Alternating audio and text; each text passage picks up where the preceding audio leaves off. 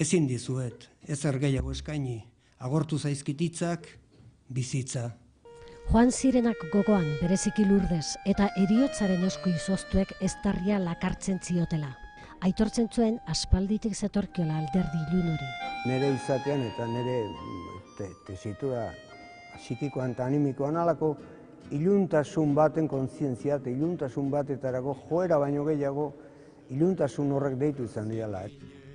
Eta bai, hasieratik agertu zen heriotzaren gaia bere idatzietan, Zeruko Argiako artikulu honek erakusten duen bezala. Poeta tristea. Ez Dokamairun laguntzaile gisa sartu zen Oiartzungo mutil kezkati hura. Eta ezarian Lurdesek animatuta, gitarra hartu eta oholtzara igo zen.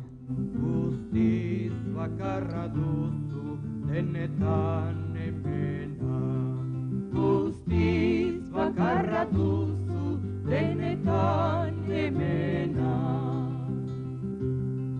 80ko hamarkadan parentesi bat, kulturako zuzendari eta gero diputatu izan zen Gipuzkoako Aldundian. 4 urte kultur kudeaketari emanak. Nahikoa zela erabaki eta sorkuntzara itzuli zen. Inoiz pentsatzen nere artian, ni jarritzen aizenian. Bertsolari klasikoei hautsa astindu zien.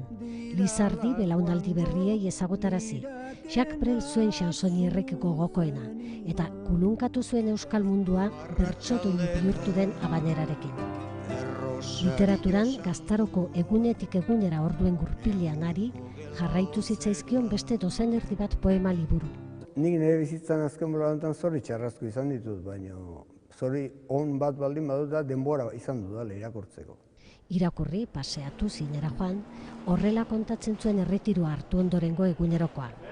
Gaixotasunarekin bizitzen ikasita zegoen. Ahotsa, fisikoa eta espirituala izan ziren bere armak. Guztia present bihurtu arte, norri